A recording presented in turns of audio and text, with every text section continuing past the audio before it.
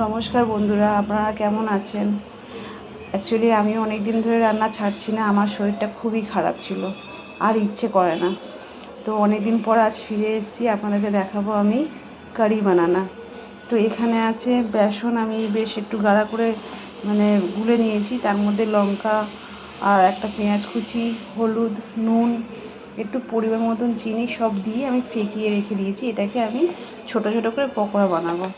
আর এখানে আছে বেসন আর দই, এর মধ্যেও আমি হালকা হলুদের গুঁড়ো দিয়েছি, আর দিয়েছি নুন, আর পরে নামাবার সময় একটু চিনি দিয়ে দেবো। তো এটাও একটা গুঁড়ো পেস্ট তৈরি করে রেখে দিয়েছি।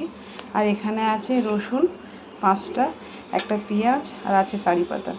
তো পেঁয়াজটাকে আমি কুচিয়ে নেব, আর রসুনটাকে একটুখানি আমি থেতো করে নেব। বাকিটা আপনাদেরকে দেখাচ্ছি। আমি কড়াইয়ের মধ্যে তেল দিয়ে দিয়েছি, তেলটা গরম হয়ে গেছে। এবারে আমি এই বেসনটাকে ছোট্ট ছোট্ট করে পকোড়া করে নেব। এরকম সবগুলোকে আমি তেলের মধ্যে দিয়ে দেবো, দিয়ে লাল করে পকোড়াটা ভাজা হবে। আপনারা দেখতেই পাচ্ছেন আমি সবগুলোকে দিয়ে দিয়েছি। এবারে এপিট ওপিট করে ভালো করে লাল করে আমি জিনিসটা ভেজে তুলে নেব। এখানে পকোড়াগুলো খুব সুন্দর লাল হয়ে গেছে। এবারে আমি সব তুলে ফেলবো এগুলোকে। আমি পকোড়াগুলো তুলে নিয়েছি। এখানটা আছে একটা শুকনো লঙ্কা, অল্প মেথি, অল্প সর্ষে, এগুলো সব আমি ফোড়নে দিয়ে দেবো।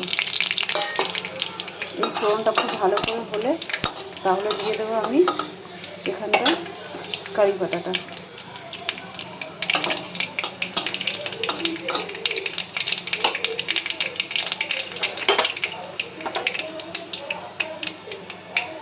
দিয়ে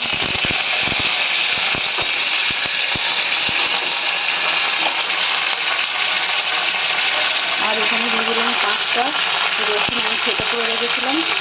5টা রসুনও দিয়ে দিলাম, আর দিয়ে দিলাম পেঁয়াজ কুচি।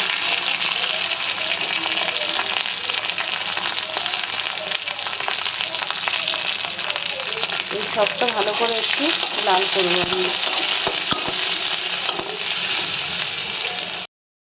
এই ফোড়নটা খুব ভালো করে ভাজা হয়ে গেছে। এবার আমি দিয়ে দেবো বেসনের গোলাটা, দই বেসনের গোলাটা। এর গন্ধটা এত সুন্দর লাগে না যে কী বলবো আপনাদেরকে।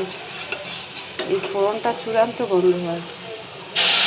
দিয়ে দিলাম আমি বেসনের গোলাটা।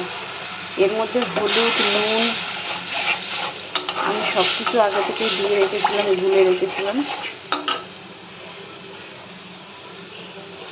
এরপরে দিয়ে দেবো আরও 1 বাটি জল, কেন পকোড়াটা করেছি তো তার মধ্যে অনেকটা জল টেনে নেয়। এটা ভালো করে ফুটে গেলে আমি দিয়ে দেবো স্বাদ মতন চিনি আর পকোড়াটা। এটা খুব ভালো করে ফুটে গেছে। এবার আমি দিয়ে দিচ্ছি পকোড়াগুলোকে। পকোড়াগুলো দিয়েও বেশ কিছুক্ষণ ফোটাতে লাগবে।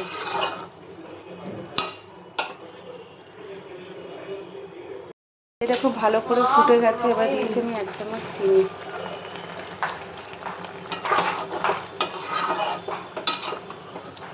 আর দিয়ে দেবো একটু অল্প ঘি। ব্যাস, আজকে আমার কারি এখানেই পুরো কমপ্লিট। এবার নামিয়ে ফেলবো। তো বন্ধুরা দেখতেই পাচ্ছেন আমার কারি পুরো কমপ্লিট। কত সুন্দর কালার হয়েছে, খেতেও খুব টেস্টি হয়। আপনারা বাড়িতে এভাবে বানিয়ে খেয়ে দেখবেন, আপনাদেরও খুব ভালো লাগবে। আর ভালো লাগলে লাইক করবেন, শেয়ার করবেন। সবাই ভালো থাকবেন। আর সেখানেই শেষ করছি। ধন্যবাদ।